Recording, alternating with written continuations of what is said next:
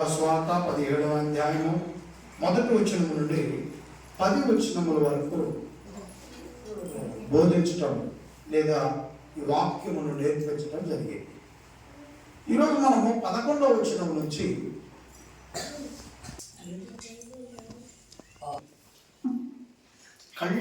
మన కళ్ళు తెరిపించే, ఒకవేళ ఇంతకాలం కూడా ఆలోచించి ఎప్పుడు అర్థం చేసుకోలేదు, ఇలాంటి వాతావరణం కూడా దేవుడు ముందుగానే చెప్పాడా అనేది మన జీవితంలోనే జరిగినటువంటి సందర్భాలు అనేకమైన గుర్తు చేస్తున్నాడు ఇక్కడ యేసుక్రీస్తు వారు. నేను చదువుతానంటే మీరు బైబిల్లో అలా ఉందో లేదో చూడండి. ఒకవేళ అలా లేకపోతే ఎందుకు ఇక్కడ అలా లేదు కదా అని నన్ను అడగండి. ఓకేనా? బైబిల్లో ఉందో లేదో చూడాలి.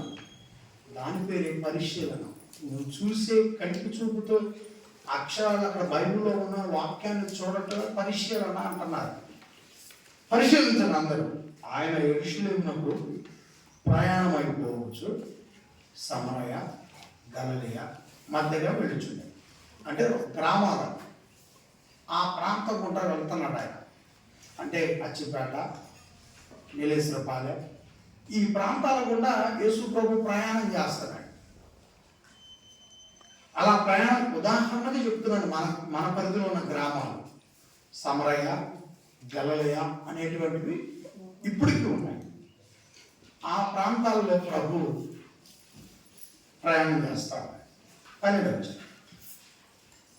ఆయన ఒక గ్రామంలోకి వెళ్ళి చూడగా 10 మంది కుష్ఠరోగులు ఆయనకు ఎదురుగా వచ్చి, ఎంతమంది వచ్చారంటే 10 మంది కుష్ఠరోగులు. ఒక మాట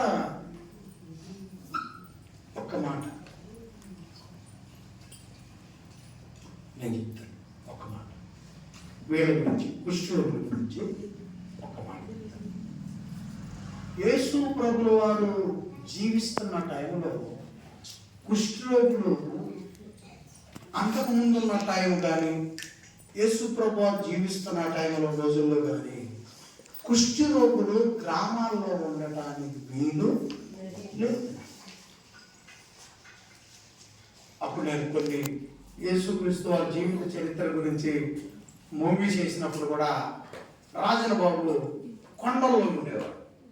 యేసు ప్రభు ఆ కొండ ప్రాంతానికి వాకింగ్ చేయడానికి వెళ్ళినప్పుడు ఈ రాజన బాబు దోలాడుకుంటా ఆ కరుణామయుడు మూవీలో దోలాడుకుంటా యేసు ప్రభు ఎక్కడున్నాడో ఆ దగ్గరలో చూడటానికి కనిపించేది. అది గ్రామం, అడవి. అప్పుడు ప్రభు ఎవరో చప్పిడి చేస్తున్నారని ప్రభు 2 అడుగులు చూసేసరికి ఈ కుష్ఠరోగి అయినటువంటి పాత్ర, రాజన బాబా పాత్ర వేసేది, కుష్ఠరోగి పాత్ర. అప్పుడు ప్రభు అతని దగ్గరకు వెళ్ళి అతన్ని పట్టుకుంటాడు. అప్పుడు రాజన బాబు ఏమంటున్నాడు, ప్రభువా నన్ను పుట్టుకోకు, ఈ కుష్టి నీకు కూడా వస్తుందయ్యా, నేను పాపాత్ముడిని, నన్ను ముట్టుకోవద్దు అని అతను ఏడుస్తున్నట్లుగా మన కళ్ళతో చిత్రంలో చూశాం. అయినా ప్రభువుకు తెలుసు ఆ వ్యాధి అతనికి లోబడిపోయింది. కాబట్టి ప్రభు దాని పుట్టుపూర్వపు చరిత్ర తెలిసినాడు కాబట్టి ప్రభు ఏం చేశాడు, ఆ కుష్ఠరోగిని పట్టుకోగానే ఆ కుష్ఠ రోగి యొక్క చర్మం, ఆ కుష్ఠుతో, ఆ రోగంతో ఉన్న దేహం ప్రభు చేతులు తాకగానే ఏమిటి ప్రజలందరూ చూస్తుండగా, అతను చూసుకుంటుండగా తల్లి గర్భంలో ఆ ఉమ్మ నీటిలో పరిశుద్ధంగా లేదా శుద్ధంగా ఉన్న పిల్లవాడి దేహం ఎంత నీటిగా ఉంటుందో, పిల్లవాడి దేహము అనే అతని కుష్ఠరోగి యొక్క దేహం మారిపోయింది. కదండి. అలాగే యేసుక్రీస్తు వారు ఈ గ్రామాల గుండా వెళ్తున్నప్పుడు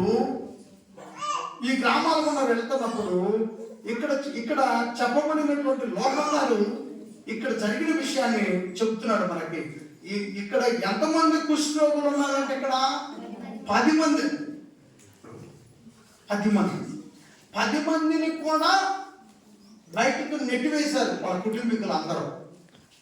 ఒకవేళ కుటుంబీకులకు ప్రేమ ఉన్నా గ్రామ పెద్దలు ఊరుకోరు, గ్రామంలోని నాయకులు ఊరుకోరు. కుష్టి అని చెప్పగానే అతను పట్టుకొని దూరంగా అతను ఇలా నెట్టివేయబడిన వాడు, గెంటివేయబడిన వాడు, రోగిష్ఠులు, ఒక మాటలో రోగిష్ఠులు. పాపాత్ములను అనకూడదు, పాపాత్ములని అంటానికి మనకు అర్హత లేదు, కానీ రోగిష్ఠులు, కుష్ఠ రోగిష్ఠులు వాళ్ళు గ్రామము నుండి దూరంగా కుటుంబం నెట్టేసింది, గ్రామం నెట్టేసింది, స్నేహితులు. ఇలా ఉదాహరణలు చెప్పాలంటే నేను చాలా చెప్పగలను, కాకపోతే మనకి సమయకాలం కాబట్టి ఊరుకు దూరంగా బ్రతకటం రావాలి. అప్పుడు యేసును చూసి యేసువారి గురించి తెలుసుకొని యేసువారు ఎంత శక్తిమంతుడో గమనించి గ్రహించి ఆ 10 మంది అడుగుతారు. వచ్చి ఏమంటున్నారు, మాకు ఆహారం ఇవ్వమని కానీ డబ్బులు ఇవ్వమని కానీ అడుగుతున్నట్లుగా మనం ఇక్కడ గమనించట్లేదు. ఇక్కడ వాళ్ళు ఏమడుగుతున్నారంటే 10 మంది కుష్ఠరోగులు ఆయనకు ఎదురుగా వచ్చి దూరమున నిలిచి, యేసు ప్రభువా మమ్మును కరుణింపమని కేకలు వేసి ఏం చేశారండి? ఏం చేశారు? కేకలు వేశారు. కరుణించు అంటే యేసుక్రీస్తు దగ్గర డబ్బులున్నాయా? యేసుక్రీస్తు దగ్గర ఆహారం ఉందా? యేసుక్రీస్తు దగ్గర ఈ రెండింటిని మించింది ఉందా? వాళ్ళు కనుక్కున్నారండి. యేసు ప్రభుని డబ్బులు అడిగారా? అడగలేదు. యేసు ప్రభుని సంవత్సరానికి భత్యం అడిగారా? అడగలేదు. మరి ఏమడిగారు యేసు ప్రభుని? ఏమడిగారు? కరుణ. యేసు క్రీస్తులో కరుణ ఉందనేది వాళ్ళు గ్రహించారు. ఇక్కడ ఉన్న వాళ్ళందరూ కూడా తెలుసుకోవాల్సిన ఒక విషయం ఏంటంటే, యేసు క్రీస్తు దగ్గర నువ్వు కోరికలు కోరబాకు. యేసు క్రీస్తు దగ్గర నువ్వు డిమాండ్ చేయబాకు. యేసు క్రీస్తు దగ్గర నువ్వు ప్యాకేజీ అడగబాకు. యేసుక్రీస్తు దగ్గర ఎప్పుడు కూడా ప్యాకేజీ గురించి మాట్లాడకూడదు. ఆయనకు నచ్చండి. ఈ సంవత్సరం ప్యాకేజీ అంటే ఏంటి? ఈ సంవత్సరం నేను పొలం వేస్తున్నా, నాకు ఎంత ఇస్తావు? ఈ సంవత్సరం నేను పాడిగతలు వేస్తున్నా, నాకు ఎంత ఇస్తావు? ఈ సంవత్సరం నేను గొర్రె మేకలు వేస్తున్నాను, నాకు ఎంత ఇస్తావు? నువ్వు నిన్ను నమ్ముకున్నందుకు ప్యాకేజీ. ప్యాకేజీ ఆ ప్యాకేజీ తీసుకోవాలనుకునేవాడు ఆ సంవత్సరంతోనే ఆగిపోతారు. ఎప్పుడు కూడా యేసుక్రీస్తు వారి దగ్గర ప్యాకేజీ గురించి మాట్లాడకూడదు, లాభాల గురించి మాట్లాడకూడదు, డబ్బు గురించి మాట్లాడకూడదు, కుటుంబ బంధాల గురించి మాట్లాడకూడదు. నాకు వాళ్ళంటే ఇష్టం, నాకు వీళ్ళంటే ఇష్టం అని వ్యక్తుల మీద ప్రేమలు యేసుక్రీస్తు దగ్గర బయట పెట్టకూడదు. తెలుసుకోవాలి యేసుక్రీస్తు వారి దగ్గర ఏ విషయాలు ఉంచితే మంచిదో, ఏం చేస్తే మంచిదో తెలుసుకోవాలి. ఓ యేసు కంటే నాకు ప్రాణం అని ప్రార్థన ఎప్పుడు చేయకూడదు. ఓ యేసు ప్రభా నా కూతురు అంటే నాకు ప్రాణం అని ఎప్పుడు చెప్పకూడదు. ఎందుకంటే యేసు ప్రభా ఏమన్నాడు, ఈ తల్లినైనా కుటుంబీకులు ఎవరినైనా విడిచిపెట్టకపోతే నీవు నాకు పాత్రుడవు. ఈ మాట మనసులో ఉంచుకోవాలి.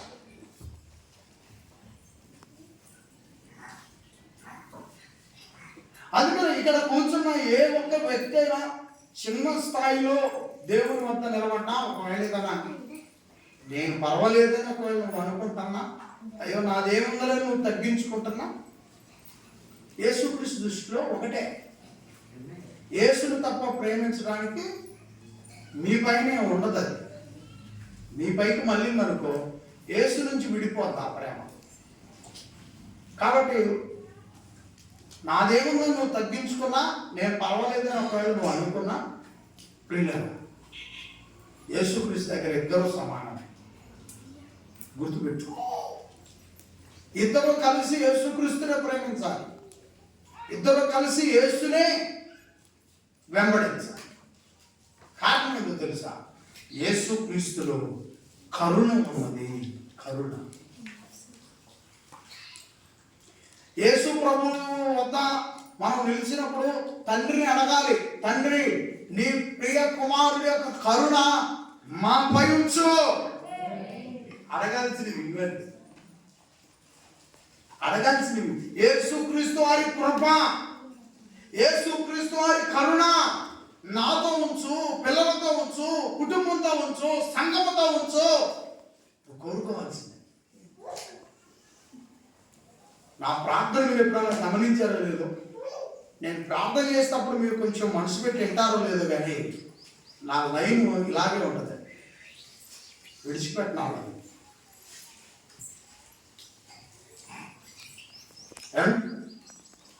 జాగ్రత్తగా మనము ఏదైనా అడుగుతున్నప్పుడు దేవా మాకు సహాయం చేయమని అడిగి దేవుణ్ణి మహిమపరచాలి. 14 వచ్చిన ఆయన వారిని చూసి మీరు వెళ్ళి మిమ్మును యాజకులకు కనపరుచుకోనుడని వాక్యం చెప్పారు. యాజకులు అంటే ఎవరు? యాజకులు అంటే ఆ రోజు యెరూషలేము దేవాలయంలో సేవ చేస్తున్న దైవజనులు. యాజకులు దేవుని సేవకులు.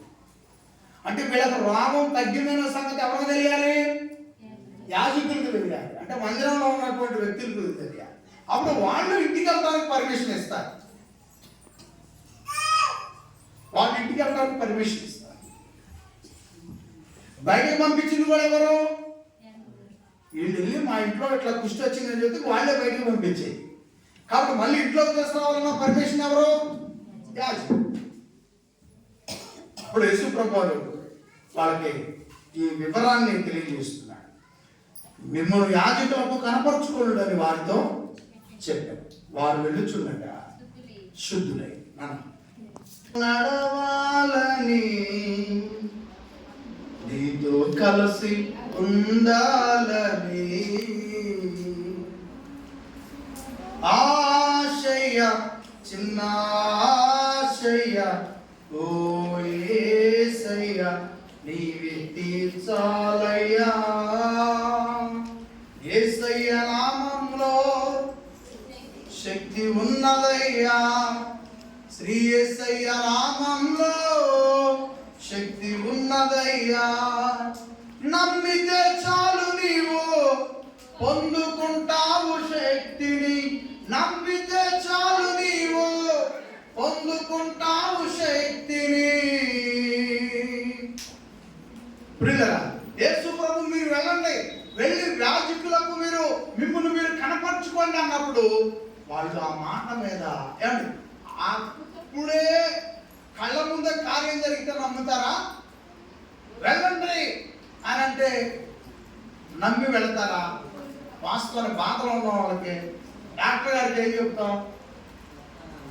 డాక్టర్ గారికి ఏం చెప్తాం? తల బాగా నొప్పి లేచింది, అలాంటిపోతున్నాం.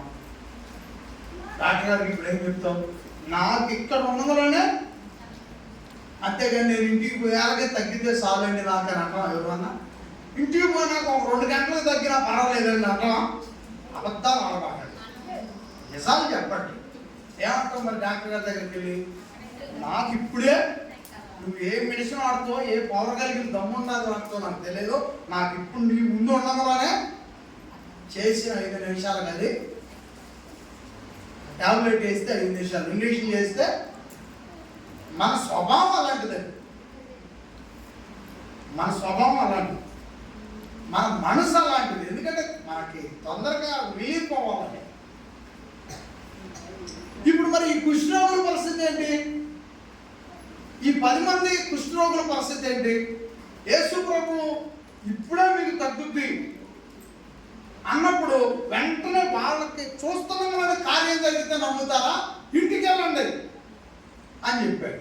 ఇప్పుడు వాళ్ళు కొనుక్కున్నారటవా, సనుక్కున్నారటవా, మళ్ళాగనే దండయాత్ర చేశారటవా ప్రభు. మనకు దండయాత్ర చేయటువంటి ఇష్టం కదండి, మనకు తిరుగుబాటు చేయటువంటి ఇష్టం అండి. లోపట్టం అనేది ఇష్టం ఉండదు, కానీ తిరుగుబాటు చేయటువంటి బలి ఇష్టం. ఎందుకంటే లోపట్టం క్రీస్తుది, తిరుగుబాటు చేయటం దెయ్యాన్ని. కాబట్టి మనం యేసు స్నేహంలో ఉన్నామా దెయ్యం స్నేహంలో ఉన్నామంటే స్పీడ్గా తిరగబట్టడానికి ఇష్టపడతాం. కాబట్టి దెయ్యం స్నేహంలోనే జీవిస్తూ ఉంటాం ఎక్కువ. ఇది యేసు పేరులో ఉన్నా, యేసు బైబిల్ గ్రంథం చేతిలో ఉన్నా సాతానుని ఎంటబెట్టుకునేటువంటి స్వభావం మనలో ఉన్న లోపాలను బట్టి దెయ్యం మనం వెంబడిస్తూ ఉంటాం. కాబట్టి ప్రియులరా, ఈ మాట వినండి, మాట వినండి. మనము వ్యతిరేకించి దండయాత్ర చేసే వాళ్ళమై ఉంటే ఉండొచ్చు, కానీ ఆ క్షణానికి అప్పటికి మాత్రం ఈ 10 మంది వ్యతిరేకమైతే. ఎందుకని? అక్కడ ఉన్నటువంటి సిచ్యువేషన్ అలాంటిది. కాబట్టి ఏం చేశారు వాళ్ళు? మార్గంలో వెంటనే ప్రభు వెళ్ళి యాజకులకు చూపించుకోమంటే ఆ మాటను నమ్మారు. ఆ మాటను నమ్మి, ఆ మాట మీద నమ్మికతో ఆ 10 మంది ఎనికి ప్రయాణం పెట్టారు. ఆ తర్వాత వాళ్ళు మార్గంలో వెళ్ళుతుండగానే శుద్ధులైనట్లుగా మనం 14 వచ్చినట్టు చూస్తాం. ఏమండి? మరి 15-16 చూద్దాం.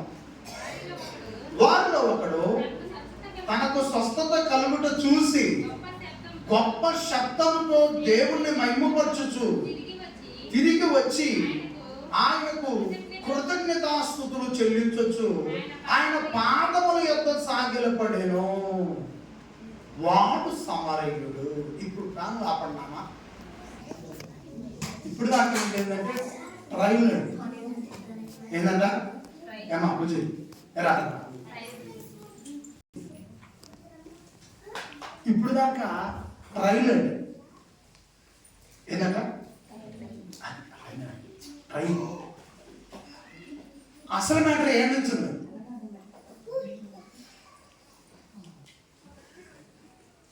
యేసుక్రీస్తు వారు దండయాత్ర చేస్తాడా అని అంటే, యేసుక్రీస్తు వారు దండయాత్ర చేయకపోతే ఇక్కడ నిలబడ్డ మాట్లాడలేదండి హక్కు. ఎందుకయ్యా విశ్వాసుల పైన కోపడతారు, వచ్చే ప్రజల పైన అరుకుడు, వాళ్ళు రాకుండా పోతారు, ఏం చేస్తారు? రాకుండా వెళ్ళిపోతారా లేకపోతే వస్తారా అన్నది సెకండ్ హాఫ్.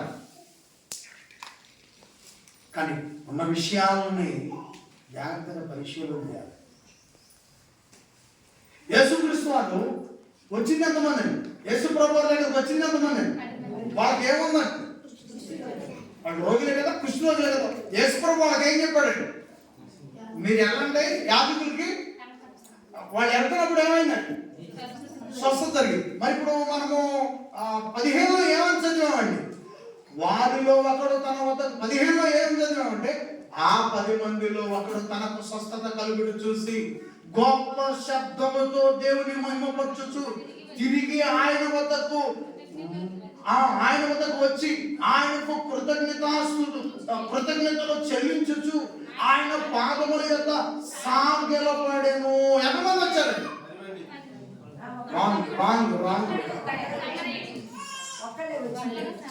మరి మిగతా 9 మంది ఏమైపోయారు?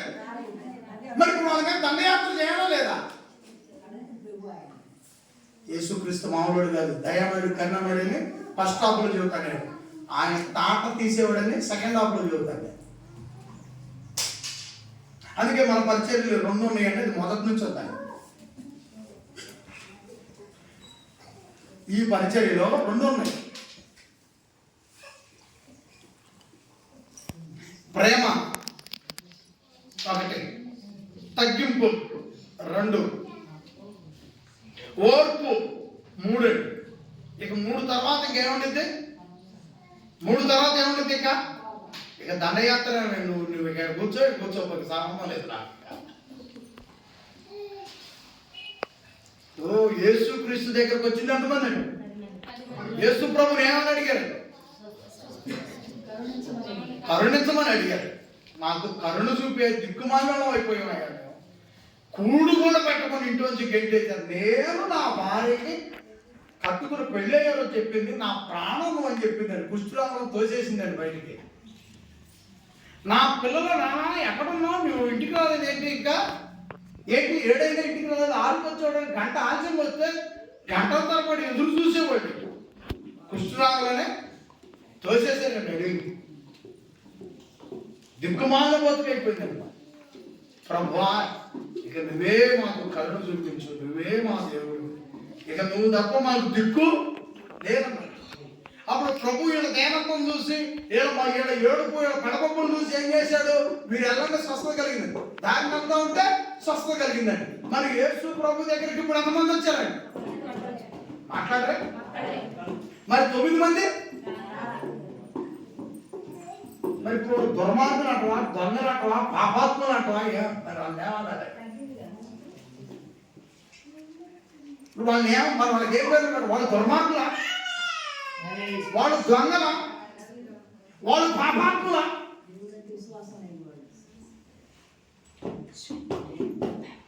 అప్పుడు అసలు యేసు ప్రభు ఏమన్నాడు మరి అది కూడా చూద్దాం. చదువు యేసు ప్రభు ఏమన్నాడు చూద్దాం. 16వ వచనంలోనే ఉన్నాను నేను. గొప్ప శబ్దంతో దేవుని మహిమపరుచుతూ తిరిగి వచ్చి ఆయనకు కృతజ్ఞతలు చెల్లించు ఆయన పాదముల మీద సాగిలపడి, వాడు సమరయుడు అంటే యూదుడు కా, ఇజ్రాయేలీయుడు కా. జాగ్రత్తగా పెట్టు. సమరయుడు అని అంటే ఈ 12 గోత్రాలకు అవతలవి ఏమండి. సమరయుడు అంటే 17వ వచనం. అందుకు యేసు 10 మంది ఎక్కడా, ఈ అన్యుడు తప్ప దేవుని మహిమపరచుటకు తిరిగి వచ్చిన వాడు ఎవడను అగపడలేదే అని చెప్పి 19వ వచనం, నీవు లేచిపోము, నీ విశ్వాసము నిన్ను స్వస్థపరచునని వారితో చెప్పాను. వచ్చింది ఎవరండి, తిరిగి వచ్చింది ఎవరండి? సమరయుడు పూర్వం నుంచి దేవుడు నమ్మినవాడా, యూదుడా, ఇజ్రాయేలుడా? సమరయుడు బావి దగ్గర యాకోబు బావి దగ్గర సమరయ స్త్రీ ఏమన్నదండి, మీకు మాకు సాంగత్యం అసలు మాట్లాడుకునే పరిస్థితే కాదండి, మాటలే లేవు వాళ్ళు. అప్పుడు యోహాను సువార్త 4వ అధ్యాయంలో బావి దగ్గర ఏమంటుంది సమరయ స్త్రీ, నువ్వు యూదుడవు, నేను సమరయ స్త్రీ, కాబట్టి మీకు మాకు సాంగత్యమే లేదు, నేనిచ్చే తాడు నేనిచ్చే బెంగలో నీళ్ళు తీసుకుని నువ్వు తాగుతావా? ప్రభుని అడిగింది. ఇప్పుడు 10 మందిలో ఎవరున్నారండి? నేను అడిగే ప్రశ్నకి నాకు సమాధానం. 10 మందిలో ఎవరున్నారండి? సమరయుడు. యేసు వద్దకు తిరిగి వచ్చిన వ్యక్తి ఎవరండి? సమరయుడు. ఇజ్రాయేలీయుడు వాడా, సపరేట్ వాడా? మరి కృతజ్ఞత ఇజ్రాయేలీయుల వాళ్ళకుందా, బయట నుంచి ఉన్న వ్యక్తికుందా? కృతజ్ఞత అండి.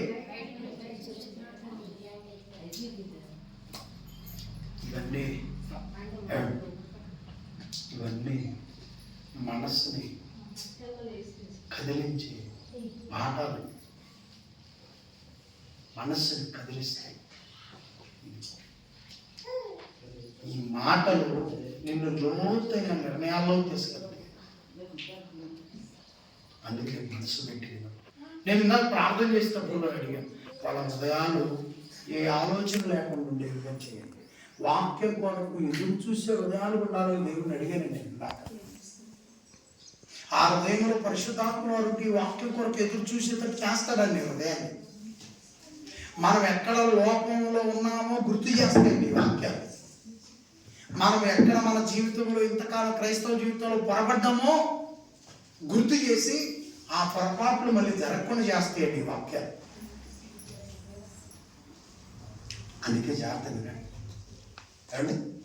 అందుకే మనసు పెట్టి జాగ్రత్తగా ఈ వాక్యాన్ని గమనించాం. 19వ వచనం, 20వ వచనం, దేవుని రాజ్యము ఎప్పుడు వచ్చినని పరిసయ్యులు ఆయన అడిగినప్పుడు ఆయన దేవుని రాజ్యము ప్రత్యక్షముగా రాదు, ఎందుకనగా ఇదిగో దేవుని రాజ్యము మీ మధ్యనే ఉన్నది కనుక ఇదిగో ఎక్కడని, అదిగో అక్కడని చెప్ప వీలు పడదని వారికి ఉత్తరం ఇచ్చింది. ఏమండి? వారికి ఉత్తరం ఇచ్చింది. 22 వచ్చిన దేవుని రాజ్యము, 21 వచ్చిన దేవుని రాజ్యము మీ మధ్యనే ఉన్నదని.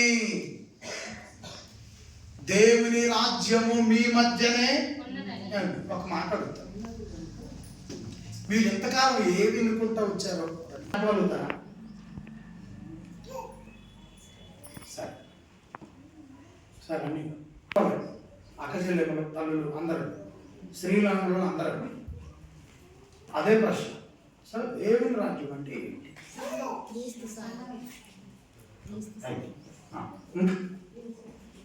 ఇంకా ఇంకా తమ్ముళ్ళు, సోదరులు అయ్యాలని అడుగుతున్నాం, ఏంటి దేవుని రాజ్యం అంటే ఏంటి? ఇంకా ఇంకేమైనా మాట్లాడతారు సోదరులు? దేవుని రాజ్యము మీ మధ్యనే ఉన్నది, ఆ రాజ్యమే క్రీస్తు. యేసే ఆ రాజ్యం. ఆమె చెప్పండి. అప్పుడు ఆయన, ఆ రాజ్యం, దేవుని రాజ్యం ఆయన కాబట్టి ఆయన ఏం చేశాడు? ఈ సంఘమును స్థాపన. మరలా నేను ఎప్పుడైనా అడిగినప్పుడు దేవుని రాజ్యం అంటే ఏమిటి అని అడిగినప్పుడు ఆయన రాజ్యమే క్రీస్తు. దేవుని రాజ్యానికి ఆధారమే చెప్పండి ఎవరు? క్రీస్తు అని చెప్పాలి. సంఘం క్రీస్తు స్థాపించాడు. ఆ రాజ్యాన్ని క్రీస్తు తీసుకొచ్చి ఏం చేశాడు? ఇక్కడ స్థాపించాడు. ఇప్పుడు చెప్పండి, దేవుని రాజ్యం అందరూ చెప్పొచ్చు, పిల్లల దగ్గర నుంచి పెద్దవాళ్ళ దాకా. దేవుని రాజ్యం ఎక్కడుంది? మాట్లాడాలా? క్రీస్తు సంఘమే దేవుని రాజ్యం. అందుకే ఏ సంఘాలకు వేయబడితే ఆ సంఘాలకి కంగారు పడి వెళ్ళకూడదు. ఏసీ పెట్టారు, ఫ్యాన్ పెట్టారు, కలర్ఫుల్ కుర్చీలు వేశారు, ఆదివారం వస్తే అన్నం పెడుతున్నారు, బుధ మంగళవారంలో పిలిచి ఒక వారం, ఒక బుధవారం ఎర్రసీరు ఇచ్చారు, ఒక బుధవారం తెల్లసీరు ఇచ్చారు, ఒక బుధవారం మిక్సీ ఇస్తారంట, మళ్ళీ వచ్చే బుధవారం రైస్ కుక్కర్ ఇస్తారంట. ఇవి రాజకీయ నాయకులు కదండి పంచేది, వాళ్ళే కదా పంచుతున్నారు. ఇటు వాళ్ళు అటు వాళ్ళు, వాళ్ళు ఇస్తే తీసుకోవాలి. కానీ క్రీస్తు పేరిట ఇవి వస్తే, ఏదైనా పరీక్ష పెడితే ఆ పరీక్షలో పలానా బహుమతి నీకు వస్తుందని ముందే ప్రకటన చేస్తే అప్పుడు అందరూ కలిసి పోటీ పడి గెలిచిన వాళ్ళు ఆ వస్తువు పొందుకోవాలి. అది కదా జరగాల్సింది. మరి జరుగుతున్నది ఏంటి? కాబట్టి అది వ్యాపారం. క్రీస్తు రాజ్యాన్ని వ్యాపారంగా వాడుకుంటున్నారు. ఇది క్రీస్తు రాజ్యం, దీనిలో వ్యాపారం ఉండదు. దీనిలో వ్యాపారం అనేది ఉండదు. ఈ వ్యాపార రాజ్యాల్లో ఎవరైనా బాప్తిసం తీసుకుంటారంటే గంటగా తయారైపోతారండి ఎత్తుకోపోవడానికి. అసలు ఆ చుట్టూ తిరుగుతారు. ఏది ఇందాక అంటివిగా, నేను అంటివిగా, మొన్న అంటివి కదా. ఏది వ్యాపార రాజ్యం. కానీ క్రీస్తు రాజ్యంలో నువ్వు బాప్తిసం తీసుకునేదానికి ఇంకా 4 నెలలు టైం తీసుకోవసరం అయితే, కానీ తీసుకున్నాక పాపం మాత్రం చేయదు. ఎందుకంటే ఇది ఫోటో తీసుకునే వ్యాపారం, ఇది ఫోటో తీసుకునే వ్యాపారం కాదు. ఇది క్రీస్తుది రాజ్యం.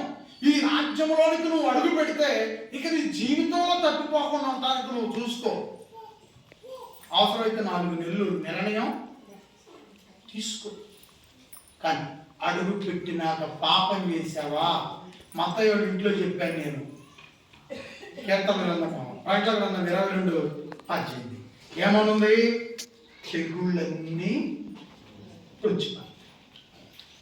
ఇక ఆ తెగుళ్ళ నుంచి ఏ డాక్టర్ తప్పించలేడు. ఆ తెగుళ్ళకి ఏ మెడిసిన్ కనిపెట్టలేదు శాస్త్రవేత్తలు. ఆ తెగుళ్ళు మందు లేనివి, అవి విడిచిపెట్టేవి కావు. అందుకే యేసు నామాన్ని మన చుట్టుపక్కల ఉన్న గ్రామాల్లో వ్యాపారాలు చూడబాకుందని ఈ రోజు కదండి నేను మొత్తుకుంటాను. ఈ గ్రామంలో నేను అడుగుపెట్టిన నాటి నుంచి ఇదే ప్రసంగం. తొలినాడు అడుగుపెట్టి ఎలా ప్రసంగం చేశామో ఈ రోజు కూడా అవే మాటలు. కానీ ఇవి పట్టించుకొని, ఇవి మాటలు లెక్క చేయని, తిరిగి దండయాత్ర చేసి కృతజ్ఞత లేనటువంటి వాళ్ళు ఉన్నారు కదా 9 మంది కృతజ్ఞత లేని వాళ్ళు. యేసు ఎక్కడా అని అడగంగానే, మిగతా 9 మంది ఎక్కడా, నువ్వు ఒక్కడే వచ్చావు అని అడగగానే మమ్మల్ని అడుగుతాడా అని చెప్పి దండయాత్ర చేస్తే ఆ తెగుళ్ళు ఎవరండి తప్పించేది? ఆ తెగుళ్ళ నుంచి ఎవరు కాపాడగలుగుతాడు? తెచ్చినా, బయటకు తెచ్చి అక్కడ పెట్టినా, అక్కడ ఉన్నది బైబిల్లో ఉన్నది తీసేసినా, బయటకు బైబిల్లో సంఘములోకి తెచ్చిన ఆ తెగుళ్ళు దెబ్బకి నిలిచేది ఎవరండి? అలాగని నాలంటి వాడు చెప్పకుండా ఉన్నాడా? కడుపులో మంట రగిలిపోయి నా మీద దండయాత్ర చేసింది దేనికి? అవి చేస్తేనే కదా, అవి వస్తాయనే కదా నేను చెప్పింది, ఈ బాధలు ఉన్నాయనే కదా నేను చెప్పింది. అందుకే దీని జోలికి రావద్దు. దీని జోలికి వస్తే దీనిలో ఉన్నది తీసివేయద్దు, బయట తెచ్చి దీనిలో కలిపితే ఉతికి పడేస్తాడండి, ఊకోడండి. కానీ ఎవరికి కంటికి కానదండి. ఆయన ఎట్టు ఉతుకుతాడో కూడా నీకు తెలియదండి. నన్ను ఎవడేం చేస్తాడో నా ఇష్టం అన్నట్టు బయట చేతిలో ఉంటుందండి. మోషే గారు పక్కనే ఉన్నాడండి. మిరియాము గారికి పని ఏమైపోయింది? మాట్లాడారు, వినలేదు మీరు? మోషే గారు పక్కనే ఉన్నాడా? మిరియాం పని ఏమైపోయింది? మాట్లాడుతున్నములోని చెయ్యి మొత్తం కుష్టి వచ్చింది. ఇలా దేవుని వాక్యానికి వ్యతిరేకపు దండయాత్ర చేసే వాళ్ళకి బైబిల్ ఆడే ఉంటుందండి, బోధకుడు ఆడే ఉంటాడండి. తెగుళ్ళు మాత్రం ఆపే మగాడే ఉండడండి. మా పాస్టర్ గారు అనగా ఆయన పాపం చెప్తే ఏదైతే తగ్గుతుంది దాన్ని ఆపలేడు. ఏ సేవకుడు కూడా నీ జీవితం వంకరైపోతే యేసు నుంచి వచ్చే తెగుళ్ళను ఆపగలిగేవాడు ఈ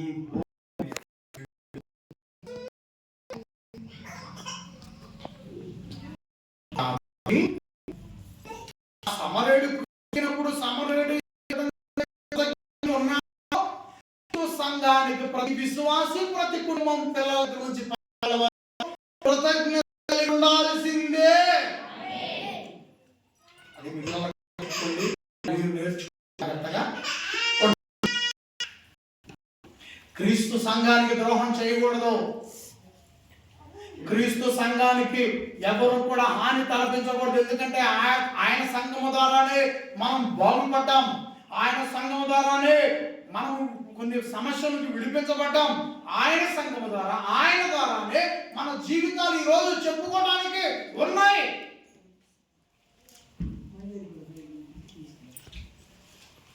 ఆయన సంఘానికి నష్టం కలిగిస్తే ఆయన వదిలిపెట్టేవాడు కాదు.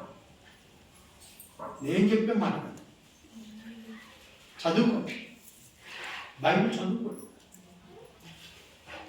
9 మంది ఎక్కడ? 10 మంది కదా. నువ్వు ఒక్కడే వచ్చావు, వాళ్ళేరే వాళ్ళేదని అడిగాడు.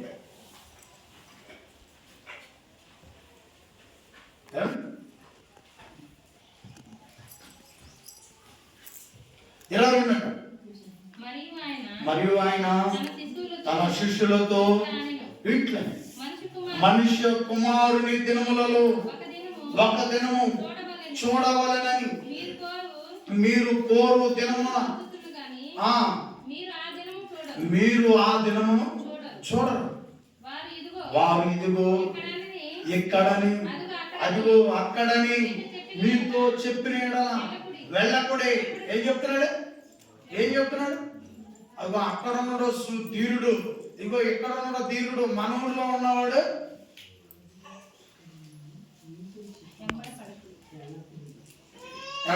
వింటున్నారు ఈ మాటలు. కాబట్టి సత్యమైన వాక్యము ఎక్కడ బోధించబడితే క్రీస్తు సంఘం అక్కడ ఉంటుంది.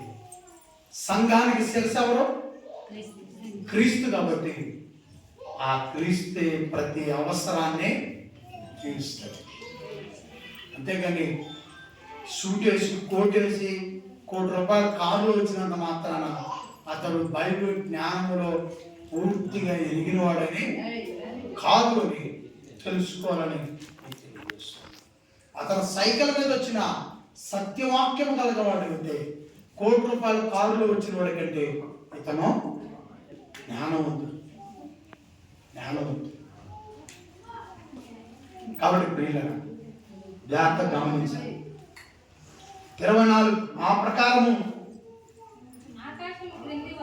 24 ఆకాశము క్రింది ఒక దిక్కు నుండి మెరుపు మెరిసి ఆకాశము క్రింద మరి ఒక దిక్కున ఎలాగూ ప్రకాశించును అలాగున మనుష్య కుమారుడు తన దినమందు ఉండును. 25 అయితే ముందుగా ఆయన అనేక హింసలు పొంది ఈ తరము వారి చేత ఉపేక్షింపబడెను. 26 నోవాహు దినములలో జరిగినట్టు మనుష్య కుమారుని దినములు జరుగును. యేసు ప్రభు రాకడ గురించి చెప్తున్నాడు. యేసు ప్రభు రాకడ గురించి చెప్తున్నాడు. యేసు ప్రభు రాకడప్పుడు ఏంటండి, అడుగడుగో గొప్ప దైవజనుడు, ఇక అతను యేసుక్రీస్తు రూపం అని చెప్తారంట. ప్రజలు తండోపతండాలు వెళ్తారంట. రాకడలో యేసు ప్రభు రాకడ సమయం అప్పుడు అబద్ధ బోధకులు ఎక్కువైపోతారంట. ఎందుకంటే సాతానుడు అబద్ధ బోధకు వేసుకొని పెద్ద పెద్ద మందిరాలు, పాలరాయితో కూడిన మందిరాలు కట్టించి ₹1,00,00,000 సమకూర్చి, ఎందుకంటే సంఘాన్ని హెచ్చరిస్తాడా? హెచ్చరించడు. సంఘానికి బుద్ధి చెప్తాడా? చెప్పడు. సంఘానికి జ్ఞానం నేర్పిస్తాడా? నేర్పించడు. వాడు ఏ కాడికి ఈ గొప్ప గొప్ప ప్రసంగాలేనండి, ఏ ఒక్క హెచ్చరిక కూడా చెప్పినట్టు పర్సనల్గా హెచ్చరిక చెప్తాడా? పర్సనల్గా చెప్పే దమ్మున్నోడే లేడు. కాబట్టి వాడి కల్లా జనం మీద పెట్టి కేకలు పెడతాడు. ఎన్నోడు అంటాడు ఇది నాకు కాదు కనుక్కొని వెళ్ళిపోతాడు. ఎవరు ఆనందం వాళ్ళు జీవిస్తారు. యేసుక్రీస్తు రాకడలో అబద్ధ బోధకులు ఎక్కువైపోయి సంఘాలు పెద్ద పెద్ద అయిపోయి, యేసుక్రీస్తు రాకడలో పేద సంఘమైన అది వాక్యానుసారమైన సంఘం అయితే ముందెత్తబడే సంఘం సైకిల్ మీద ఉన్న సేవకుడిది ఆ స్థానం చెప్తాడు. గమనించి గుర్తుంచుకోవాలి. యేసుక్రీస్తు వారి మందిరాల గురించి చెప్పినప్పుడు నేను చాలాసార్లు చెప్పాను, జ్ఞానం కావాలి, మందిరంతో పని లేదు. సత్యవాక్యం కావాలి, మందిరం ఏదైనా పర్వాలేదు. మందిరం బాగా కడితే దేవుడు ఉన్నట్టు కాదు. మందిరం బాగా కడితే దేవుడు మనతో ఉన్నట్టు కాదు. దేవుని వాక్యం ఎంత బాగా నేర్చుకొని దేవుని వాక్యం బెరియాలో ఉన్న సంఘములా మనం చూసే కదా అపోస్తల కార్యంలో బెరియాలో ఉన్న సంఘము పౌలు శీల చెబుతున్నవి అలా ఉన్నవో లేవనో ఏం చేశారంట? పరిశీలన చేశారు. ఆ సంఘము క్రీస్తు దృష్టిలో గొప్పదే. అదే యేసు ప్రభు రాకడ గురించి మాట్లాడుతూ నోవాహు దినములలో జరిగినట్టు మనుష్య కుమారుని దినములలో జరుగును. నోవాహు వాడబడికి వెళ్ళిన దినము వరకు జనులు తిరుగుతూ త్రాగుచు పెళ్ళాడుచు పెళ్లికి ఇవ్వబడచ్చు ఏమండి ఉండి అంతలో ఏమైపోయిందంట? ఏం జరిగిందంటే అంతలో జల ప్రళయము వచ్చి లోతు దినములలో జరిగినట్టు జరుగును. జనులు తినుతూ త్రాగుచు అమ్ముచు ఏం చేస్తున్నారంట? ప్రజలు ఏం చేస్తున్నారంట? పెళ్లి చేసుకుంటున్నారంట. అది వాడు ఎర్రపోతా ఉంది. 40 రాత్రులు 40 పగుళ్ళు వాన కురవబోతా ఉంది, మనమంతా మునిగిపోబోతున్నాం. నోవాహు ఇలా ఇలా కేకలు పెడతా ఉంటే స్టార్ట్ చేయండి. నోవాహు దారి పొడుగును పోయే వాళ్ళందరి మీద నిలబడి, ఆ బండ మీద గుట్ట మీద నిలబడి, ప్రజలారా యాడికి వెళ్తున్నారు, ఏందైనా నోవాహు నీ బాధ, పెళ్లి చూపులకు వెళ్తుంటే, మరి నీ దుంపలు దగ్గర 40 రాత్రులు 40 పగుళ్ళు వాన కురవబోతుంది, అరబాకపోయా ఆ అబ్బాయి, ఆ పట్టణంలో అబ్బాయి ఎర్రంగా ఉన్నాడట, వాడు మా ఇంటికే కావాలి అల్లుడుగా. ఏమేం చెప్తున్నాడు, వాళ్ళు ఏం చేస్తున్నారు. ఇంకా స్త్రీలు, ఓ గుంపాల స్త్రీలు వెళ్తున్నారట. ఓ స్త్రీమూర్తులారా, ఏమో పొద్దున్నే మందు తాగిపోయింది, అమ్మా యాడికి వెళ్తున్నారు, అదిగో పలానా నాటేయడానికి రమ్మన్నాడు, వెళ్తున్నాం. ఒరే మీ నాటు మీరు తగలబడా, 40 రాత్రులు 40 పగుళ్ళు వాన కురవబోతుంది, చూశారు ఇంటికి పో, మైండ్ పోయి ఆవిడ వచ్చిపోయింది. నవాబుని ఎగతాళి చేశారు. నవాబు ప్రజలు, వాళ్ళ సొంత ప్రజలే ఎగతాళి చేశారు. కాబట్టి ఎట్లా ఆయన భార్య అయినది, ఇద్దరు కలిసి 3 కొడుకులు 3 కోడళ్ళకి చెప్పగలిగారు ఎరువులు, వాళ్ళు వ్యతిరేకించారు. మిగతా ప్రజలంతా ఏం చేశారంట, పెళ్లి తీయబడచ్చు ఉండి, అంతలో జలప్రళయము వచ్చి వారందరిని నాశనము చేసి, లోతు దినములలో జరిగినట్లును జరుగులు, జనులు తినుచు త్రాగుచు అమ్ముచు తినుచు అమ్ముచు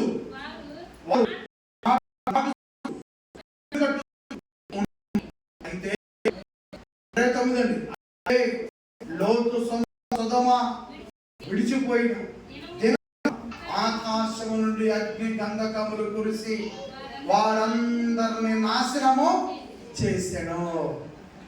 నవాకాలం ఏమైపోయింది, జలప్రళయంతో నీళ్లు ముంచేసి నాశనం చేశారు. లోతు దినములో సొదొమ గొమొర్రా పట్టణాలు ఏమైపోయినాయి, అగ్నితో. యేసు ప్రభు రాకడ అలా ఉంటుంది. ఎప్పుడు వస్తుందో, ఏ క్షణాన్ని వస్తుందో మనం అనుకుంటాం. చాలా పొరపడుతుంది, నేను కూడా చాలాసార్లు పొరపడతాను. ఇప్పుడు నేనేమనుకుంటున్నాను, తొందరగా ఇక్కడ ప్రసంగం ముగించి, తొందరగా అచ్చకాడ ముగించి, తొందరగా నేను ఇంటికి వెళ్ళాలని ఉదాహరణ. కానీ ఈ క్షణంలోనే యేసు రాకడ వచ్చునేమో. అందుకని ఇక్కడనే చూసుకోవాలి. అచ్చంపేట తర్వాత, ఇంటికి తర్వాత ఇక్కడనే చూసుకోరా, నా పని ఇక్కడే. అందుకే మీరు అందరూ కూడా, ఇక్కడ ఉన్న వాళ్ళందరూ కూడా ఇక్కడనే చూసుకోండి, ఇంటికాడ తర్వాత చూసుకోండి. ఏమండి, యేసు ప్రభు రాకడ ఎప్పుడు వస్తుందో. ఒక వ్యక్తి మన మధ్యలో ఉన్న ఒక వ్యక్తి అన్నాడు, ప్రభు రాకడ ఇవాళ వస్తే బాగున్నాడు. ఎందుకు, అతను 10 లక్షలు ఇవ్వాలంట. నాకు కూడా వచ్చిందే, తొందరగా వస్తే లేరు కూడా గెలుపు తీయాల. ఇప్పుడు మనం చేసిన దాంతో, కానీ అది ఇచ్చినోడు అల్లాడిపోతలేము.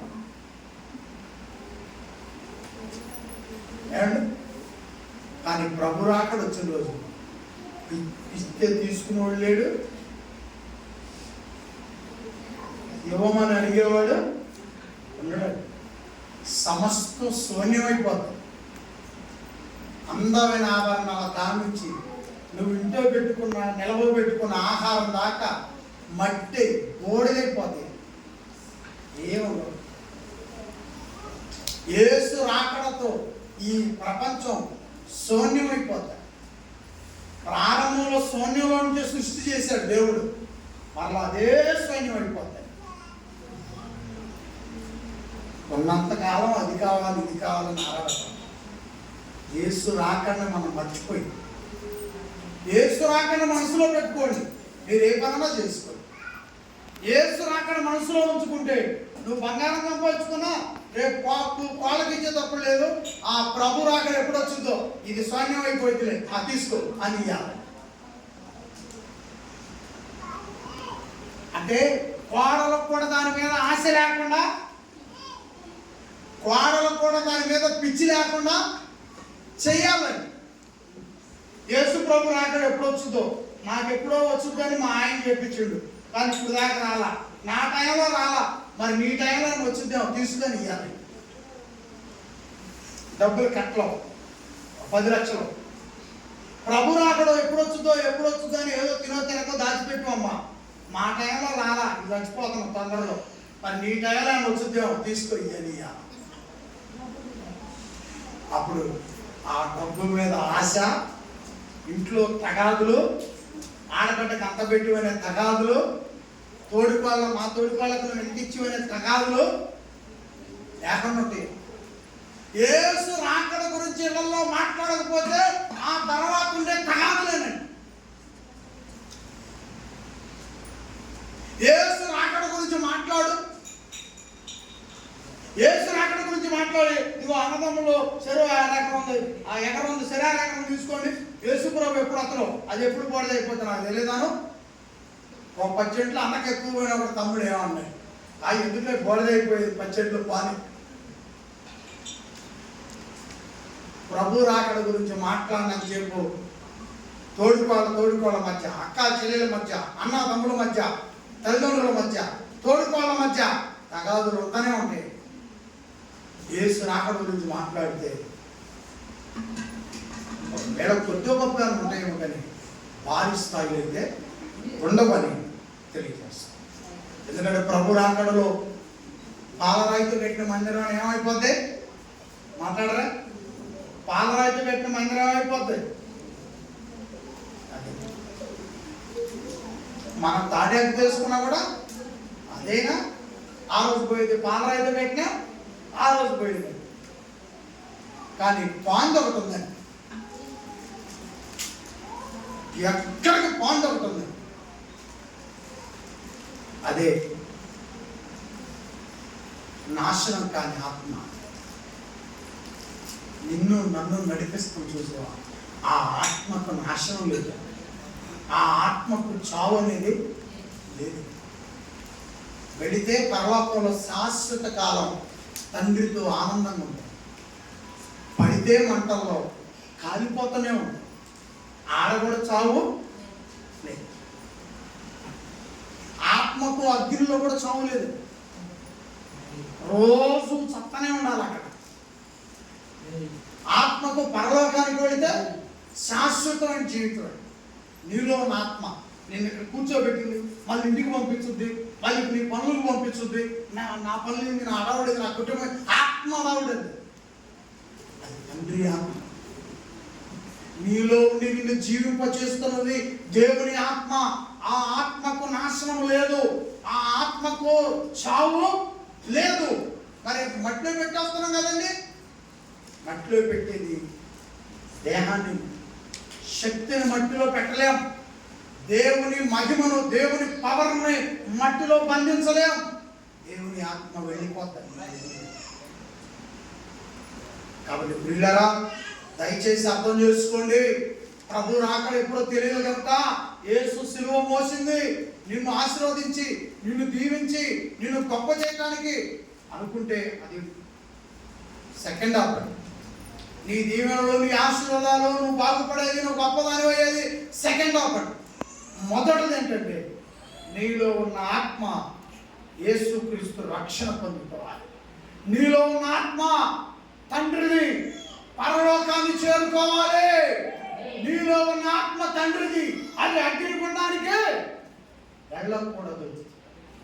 ఇదండి యేసుక్రీస్తు సిలువను మోసి సిలువలో మరణించిన వివరణ. దీనికోసం చివరి ముగింపు మాట, ఆ ప్రకారమే మనిషి కుమారుడు ప్రత్యక్షమగు దినమున జరుగును. 31 ఆ దినమున మిద్దె మీద ఉండువాడు, ఇంట ఉండువాడు తన సామ్రాజ్యాన్ని తీసుకొని పోవుటకు దిగి రాకూడదు.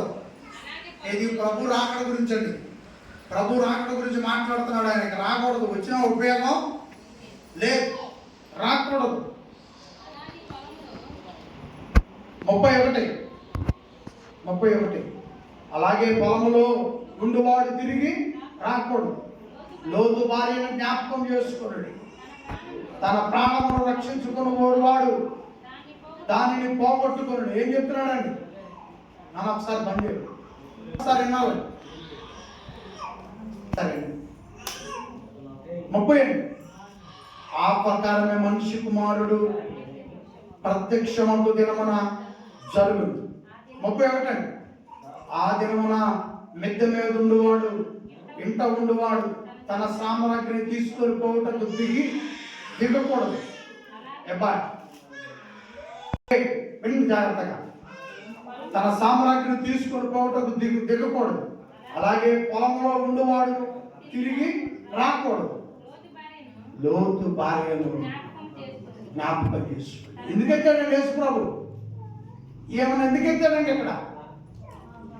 ఈమె జీవితాన్ని ఎందుకు తీసుకొచ్చాడండి ఇక్కడ? ఎక్కడ ఉందండి ఏమ ఎక్కడామా? లోతు భార్య ఎక్కడామా? ఆది కాండములో ఉన్నామె.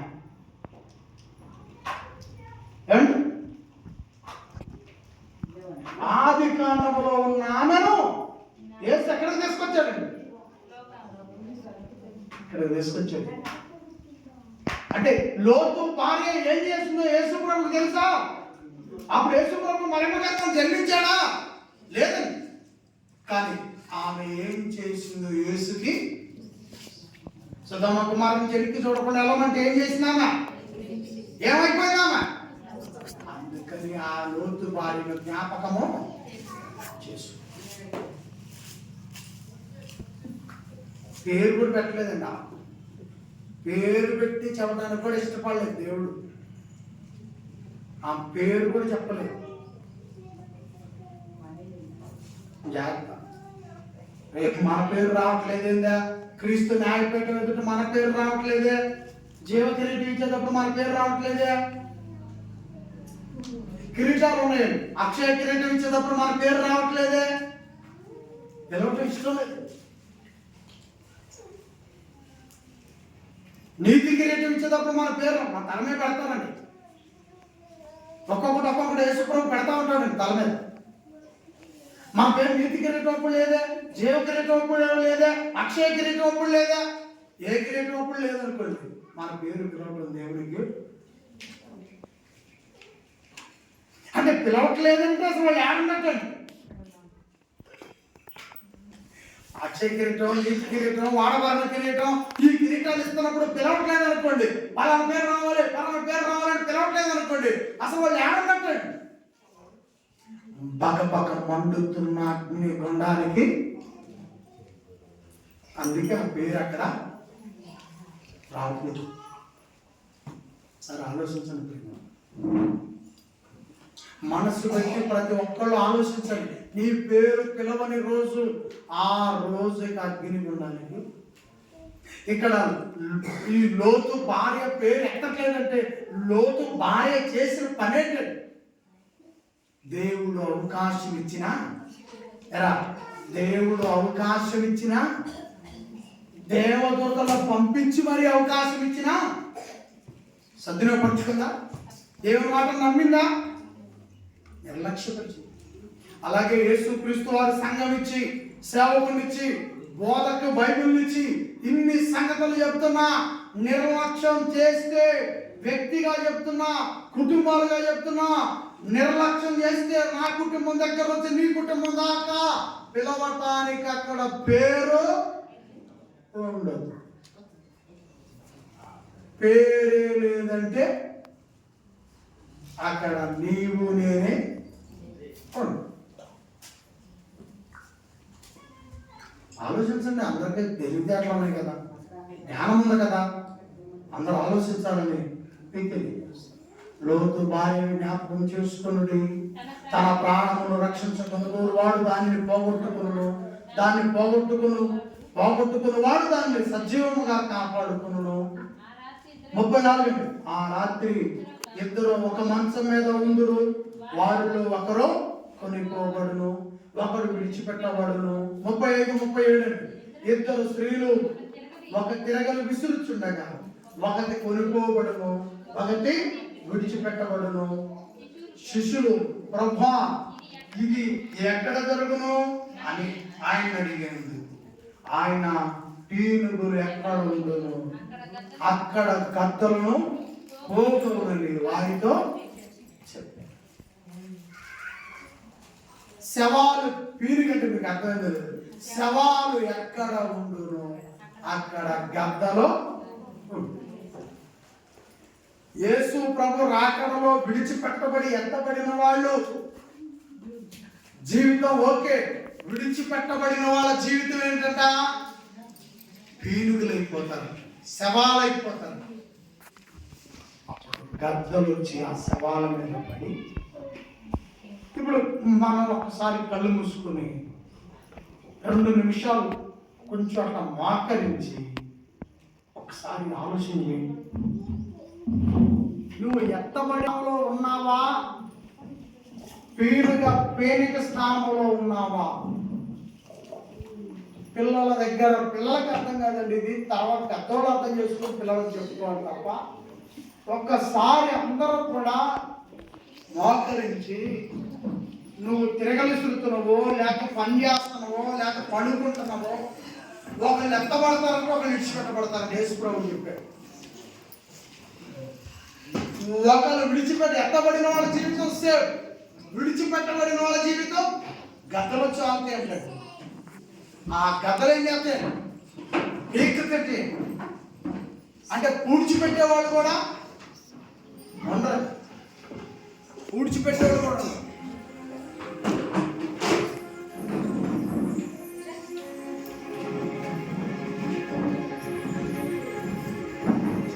ప్రియదేవుడు బిడ్డ, ఒకసారి ఆలోచించు. గద్దలు పీకు తినే శవానిగా ఉంటావా? యేసు కృపతో ఎత్తబడే స్థితిలో ఉంటావా? యేసు ప్రభు అంటున్న గద్దలు పేనుగులు ఎక్కడ ఉంటాయో అక్కడే గద్దలు ఉంటాయి.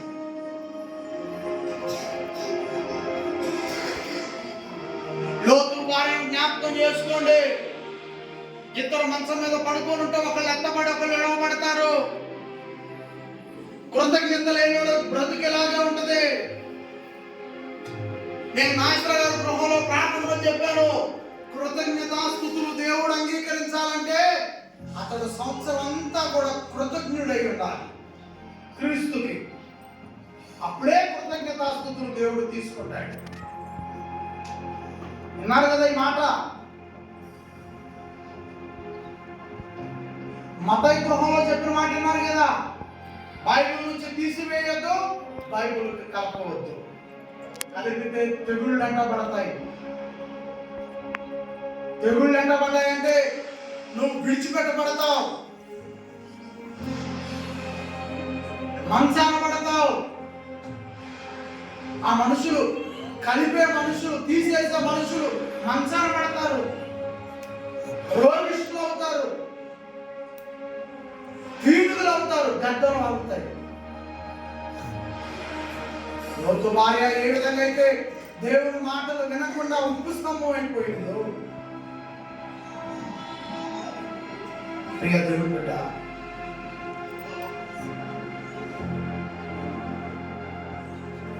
ఈరోజు చాలా మంది మనశ్శాంతి లేని ఉప్పు స్తంభాలు అయిపోయిన వాళ్ళు ఉన్నారండి.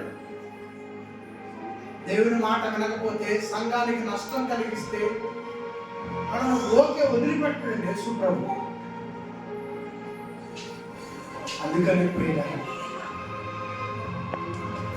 నమ్మకంగా ఉండండి. క్రీస్తు వారి చేతుల మీదుగా వాడవారణ కిరీటం, అక్షయ కిరీటం, నీతి కిరీటం ఇవి పొందుకునే పేర్లు మనం అక్కడ జీవగ్రంథంలో ఉండాలా. జీవగ్రంథంలో ఉన్న వారి పేర్లు అక్షయ కిరీటం, నీతి కిరీటం, వాడవారణ కిరీటం, మహిమ కిరీటం, ఈ కిరీటాలు పొందుకునే పేర్లు జీవగ్రంథంలో ఉంటాయి. జీవగ్రంథంలో లేని పేర్లు రోగాల పాలైపోతారు, మంచాల పాలైపోతారు. ఆ సంఘం ఎత్తబడదు, ఆ మనుషులు ఎత్తబడరు, ఆ శవాలు అయిపోతారు, గద్దలు వచ్చేవాళ్ళు పీనుగులు అయిపోతారు. ప్రియ దేవుని బిడ్డ, క్రీస్తు సంఘములో ఉన్నంత మాత్రాన నువ్వు ఎంత పడతావు అనుకుంటున్నావు? మేము సత్యములో ఉండాలి, సత్య ప్రవర్తన కలిగి ఉండాలి. అవును ప్రియ, మేము క్రీస్తు సంఘం, మేము ఏ పాపాలు చేసినా మేము ఇక క్రీస్తు జీవగ్రంథంలో మా పేరు ఉంచుతాం అనుకుంటున్నావు. మేము నీ ప్రవర్తన చాలా మంచిది, వాక్యానుసారమైన ప్రవర్తన ఉండాలి. సంఘానికి నష్టం కలిగించని వ్యక్తుడుగా ఉండాలి. అప్పుడు జీవగ్రంథంలో నీ పేరు ఉంటుంది. అప్పుడు శవాలలో నువ్వు ఉండవు, గద్దలు నీ మీద వాలవు. ఎందుకంటే జీవగ్రంథంలో పేరు ఉంటుంది కదండి.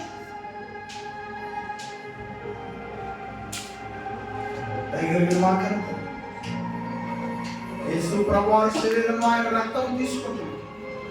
మా ప్రవర్తన మంచిగా మాలో పాపములను క్షమించు, ఇప్పుడు క్షమించమని మరలా సారం నుంచి చేసి శనివారంగా చేసి ఆదివారం క్షమించమంటాం. అది కరెక్ట్ కాదు. ఒక్కసారి క్షమించమని అడిగినప్పుడు ఇక ఆ పాపం మేము చేయకుండా ఉండాలి. లోతు భార్య జీవితం మాకొద్దాయి, ఆ శవాల జీవితం మాకొద్దు, ఆ మంచం మీద విడిచిపెట్టబడి పొలంలో విడిచిపెట్టబడే జీవితం మాకొద్దు. మేము ఎత్తబడాలి, క్రీస్తు ద్వారా మేము ఎత్తబడాలి. ఎత్తబడే క్రీస్తు సంఘముగా ఉండాలి. జీవగ్రంథంలో పేరున్న క్రీస్తు సంఘముగా ఉండాలి. ఆడవారిని మహిమ కిరీటం, నీతి కిరీటం, అక్షయ కిరీటాలు పొందుకునే వారిగా ఉండాలి. పరలోకంలో అవి తీసుకుంటుంటే ఎంత అద్భుతం. ఆ సంఘంగా ఉంచమని కోరుకు. వాక్యంతో హెచ్చరించా, వాక్యంతో బుద్ధి చెప్పా, వాక్యంతో మందలించా, వాక్యంతో ప్రేమ చూపించా, వాక్యంతో జ్ఞానం నేర్పించా. ఈ పిల్లలు యేసు పైన అపారమైన ప్రేమ పెట్టుకొని క్రీస్తు వారి సంఘానికి మేలు కలిగే విధంగా, క్రీస్తు సంఘాన్ని అభివృద్ధి చేసే విధంగా వాళ్ళ ప్రవర్తనతోనూ వాళ్ళ కానుకలతోనూ వాళ్ళ స్వార్థ చెప్పి మనుషులను నడిపించటంలోనూ అందరూ కూడా మంచి బలమైనటువంటి విశ్వాసులుగా ఉండమని కోరుకుంటూ, సేవకుడి కుటుంబంగా నన్ను బలమైన వాక్యం చెప్పే కుటుంబంగా మమ్మల్ని ఆశీర్వదించండి. బలమైన వాక్యం విని అనేక మంది ప్రభువుకు నడిపించే సంఘముగా మీరు అందరినీ ఆశీర్వదించమని, ప్రభు ఆశీర్వాదాలను అందరిపై ఉంచమని, పరిశుద్ధాత్మ వారి చేత మమ్మల్ని అందరినీ నడిపించమని కోరుకుంటూ ప్రభుత్వానికి ప్రార్థనలు వేడుకొచ్చున్నాం తండ్రి. ఆమేన్. వందనములు.